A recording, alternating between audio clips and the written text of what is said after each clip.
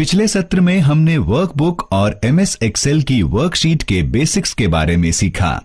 इस सत्र में हम वर्कशीट में डाटा को स्टोर करना और उसे संपादित करके कैसे उपयोग करना है सीखेंगे। हम यह भी सीखेंगे कि हम विभिन्न डाटा टूल्स जैसे ग्राफ्स या चार्ट्स का उपयोग करके डाटा को और अधिक आकर्षक कैसे बना सकते हैं। हम जानते हैं कि हम एमएस एक्सेल में वर्कशीट का प्रयोग डाटा को स्टोर करके रखने के लिए करते हैं। हर एक वर्कशीट रो और कॉलम से मिलकर बनती है। रो और कॉलम जब एक दूसरे से मिलती है तो सेल का निर्माण होता है। इन सेलों में डाटा सम्मिलित होता है। आसान संदर्भ के लिए हर सेल के मिलन बिंदु को हम एक नाम देते हैं। उदाहरण के लिए वो सेल जो कॉलम ए और रो 5 में होता है A5 सेल के रूप में जाना जाता है। यह नाम रिबन के नीचे नाम बॉक्स में प्रदर्शित होता है।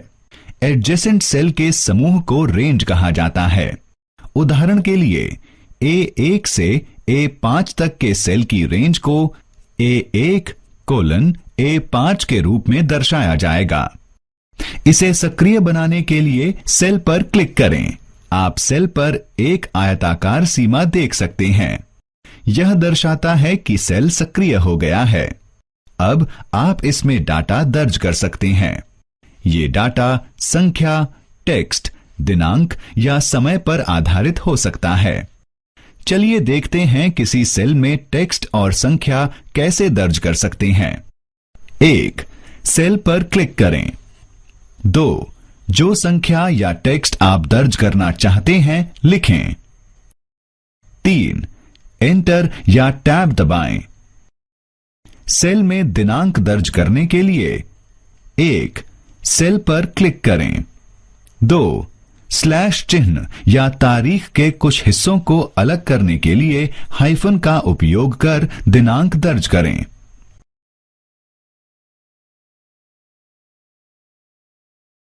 3. एंटर या टैब दबाएं। 12 घंटे की घड़ी पर आधारित समय सीमा दर्ज करने के लिए एक जगह छोड़ने के बाद समय सीमा दर्ज करें और फिर A या P लिखें। एमएस एक्सेल डिफॉल्ट रूप से समय को AM में दर्ज कर लेगा। एमएस एक्सेल एक क्लिक में एक ही समय में कई सेलों में एक ही डाटा दर्ज करने की अनुमति देता है। कई सेलों में एक ही डाटा दर्ज करने के लिए 1. जिन सेलों में आप एक ही डाटा दर्ज करना चाहते हैं उनका चयन करें। 2. सक्रिय सेल में डाटा लिखें। 3. CTRL जमा एंटर दबाएं। फिर हैंडल का उपयोग करके कई सेलों में आप एक ही डाटा दर्ज कर सकते हैं। एक बार जब हम एक वर्कशीट में डाटा दर्ज कर लेते हैं, बाद में हमें उस डाटा में कुछ संपादन की आवश्यकता हो सकती है। संपादन में शामिल हैं सेलों के डाटा को मिटाना और डाटा को एक स्थान से दूसरे स्थान लेकर जाना। हम या तो फॉर्मूला बार का उपयोग करके या फिर सेल द्वारा सेल की सामग्री का संपादन करके सेलों की सामग्री को संपादित कर सकते हैं। फॉर्मूला बार का उपयोग सेल की सामग्री को संपादित करने के लिए सेल का चयन करें। रिबन के नीचे मौजूद फॉर्मूला बार पर क्लिक करें। आवश्यकता अनुसार सामग्री को संपादित करें और एंटर दबाएं। सेल द्वारा सेल की सामग्री का संपादन करने के लिए संपादित करने के लिए सेल का चयन करें। F2 फंक्शन की दबाएं। संपादन पॉइंट पर कर्सर ले जाकर सामग्री को संपादित करें। एंटर या टैब दबाएं। कभी कभी आपको सेल क्लियर करने के लिए अपनी सामग्री डिलीट करने की आवश्यकता हो सकती है, लेकिन याद रखें, एक सेल को क्लियर करना एक सेल को डिलीट करने के समान नहीं है। इन दोनों में फर्क है।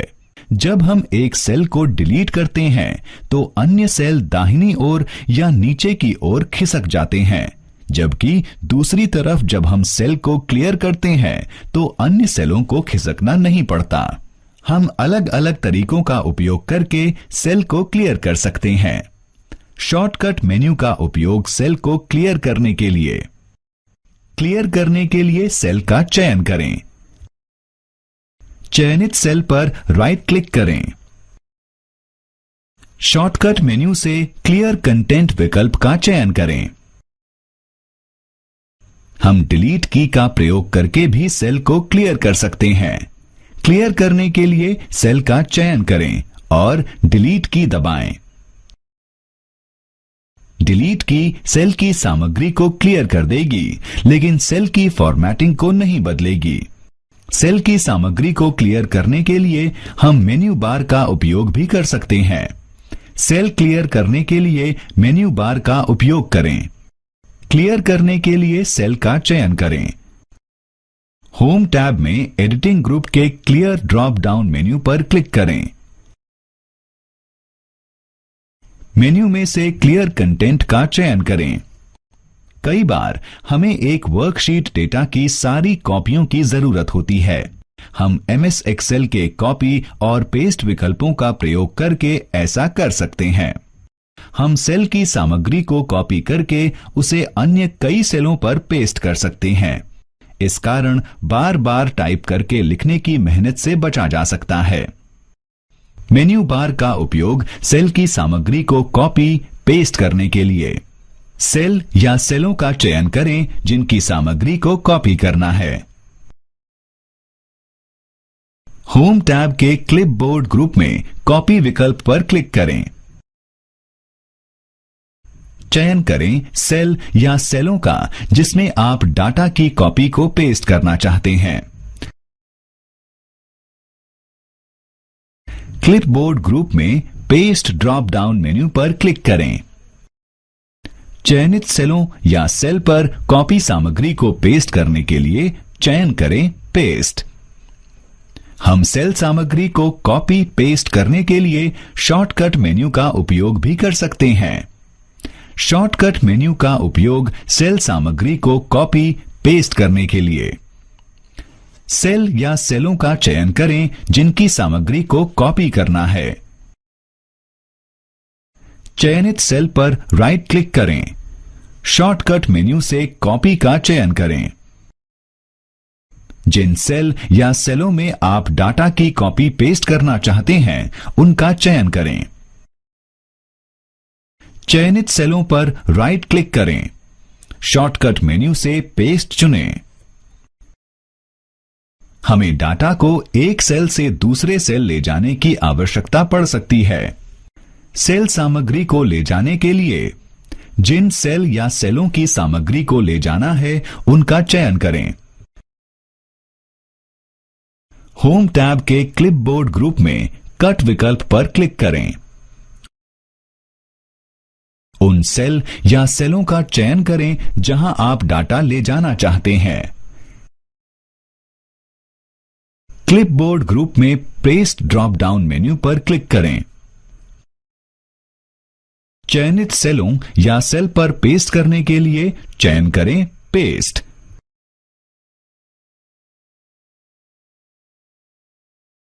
सेल सामग्री को ले जाने के लिए हम शॉर्टकट मेन्यू का प्रयोग भी कर सकते हैं। तो हम MS एक्सेल के विभिन्न विकल्पों की मदद से सेल की सामग्री या डाटा को संपादित कर सकते हैं। आप क्या करेंगे अगर सेल में लिखने वाला डाटा कॉलम के लिए बड़ा हो और उसमें न समाए? सही, आपको सेल सामग्री को समायोजित करने के लिए कॉलम की चौड़ाई और रो की लंबाई को बढ़ाने की जरूरत होती है। चलिए जानते हैं कि कॉलम को कैसे चौड़ा कर सकते हैं। कॉलम की चौड़ाई बदलने के लिए कॉलम के शीर्षक पर क्लिक करें। होम टैब में सेल ग्रुप के फॉर्मेट ड्रॉप डाउन मेन्यू पर क्लिक करें। कॉलम विड्थ विकल्प का चयन करें। कॉलम विड्थ बॉक्स प्रकट होगा। कॉलम विड्थ बॉक्स में इच्छानुसार कॉलम विड्थ दर्ज करें। कॉलम विड्थ में परिवर्तन लागू करने के लिए ओके पर क्लिक करें। जब आप ऑटो फिट कॉलम विड्थ विकल्प का चयन करते हैं तो एमएस एक्सेल अपने आप ही कॉलम के आकार को सेलों की सामग्री के हिसाब से ढाल लेता है।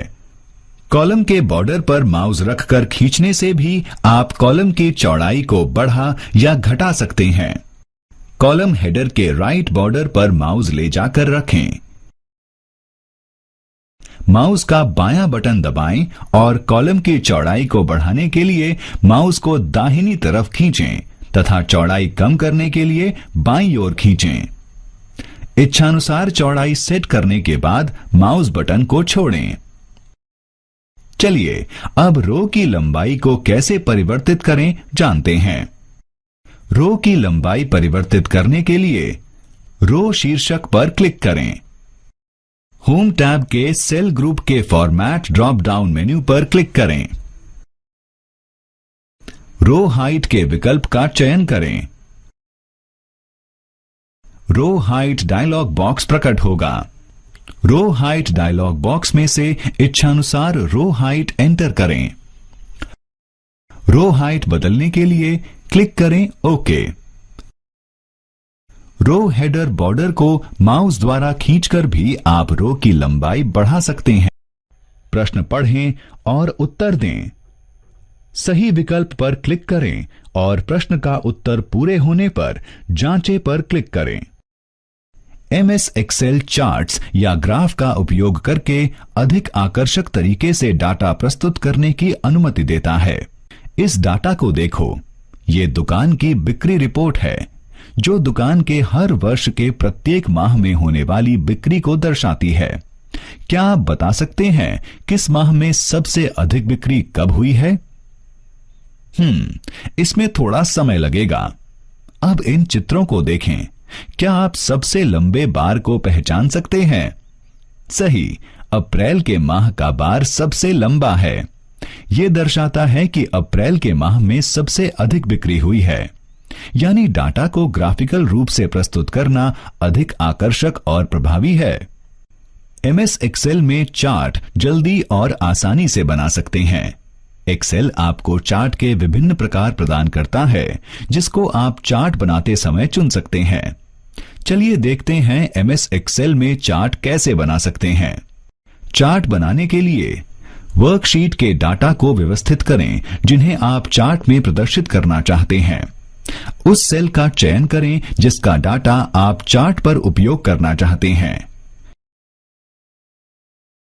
इंसर्ट टैब पर क्लिक करें। चार्ट्स ग्रुप में चार्ट टाइप विकल्प पर क्लिक करें। प्रदर्शित सूची में से चार्ट के प्रकार का चयन करें। चयनित चार्ट के प्रकार का एक चार्ट एक एम्बेडेड चार्ट के रूप में वर्कशीट में डाला जा सकता है। जब आप चार्ट बनाते हैं तो डिजाइन, लेआउट और फॉर्मेट टैब्स रिबन में प्रदर्शित होते हैं। इन टैब्स के विभिन्न विकल्प आपको चार्ट को संशोधित करने की अनुमति देते हैं। डिजाइन टैब डाटा की एक सीरीज को रो और कॉलम में प्रदर्शित करने में, सोर्स डाटा को बदलने में, चार्ट की लोकेशन बदलने में, चार्ट के प्रकारों को बदलने में, चार्ट को टेम्पलेट के रूप में सेव करने में, प्री डिफाइंड लेआउट और फॉर्मेटिंग विकल्प का चयन करने में मदद करता है। लेआउट टैब आपको प्रदर्शित चार्ट के तत्वों को बदलने जैसे टाइटल और डाटा केबल्स, ड्राइंग टूल्स का उपयोग, टेक्स्ट बॉक्स और पिक्चर्स को चार्ट में जोड़ने की अनुमति देता है। फॉर्मेट टैब आपको रंग भरने, लाइन स्टाइल बदलने और चार्ट में स्पेशल इफेक्ट्स जोड़ने में मदद करता है। तो इन सभी का उपयोग करके हम चार्ट को और अधिक ध्यान आकर्षक और प्रस्तुति के योग्य बना सकते हैं। चार्ट बनाने के लिए वर्कशीट के डाटा को व्यवस्थित करें जिन्हें आप चार्ट में प्रदर्शित करना चाहते हैं। उस सेल का चयन करें जिसका डाटा आप चार्ट पर उपयोग करना चाहते हैं। इंसर्ट टैब पर क्लिक करें। चार्ट्स ग्रुप में चार्ट टाइप विकल्प पर क्लिक करें। प्रदर्शित सूची में से चार्ट के प्रकार का चयन करें। चयनित चार्ट के प्रकार का एक चार्ट एक एम्बेडेड चार्ट के रूप में वर्कशीट में डाला जा सकता है। चार्ट बनाने के लिए वर्कशीट के डाटा को व्यवस्थित करें जिन्हें आप चार्ट में प्रदर्शित करना चाहते हैं। इंसर्ट टैब पर क्लिक करें। चार्ट्स ग्रुप में चार्ट टाइप विकल्प पर क्लिक करें। प्रदर्शित सूची में से चार्ट के प्रकार का चयन करें। चलिए संक्षेप में इस विषय पर चर्चा करते हैं। एक वर्कशीट में रो और कॉलम के मिलन बिंदु को सेल कहा जाता है। हर सेल के मिलन बिंदु को एक नाम दिया जाता है। एडजेसेंट सेल के समूह को रेंज कहा जाता है। MS Excel auto fill feature प्रदान करता है जो श्रृंखला में से एक पैटर्न या डाटा का पालन करके सेलों को स्वचालित रूप से भरता है। जब आप ऑटो फिट कॉलम विड्थ विकल्प का चयन करते हैं तो एमएस एक्सेल अपने आप ही कॉलम के आकार को सेलों की सामग्री के हिसाब से ढाल लेता है।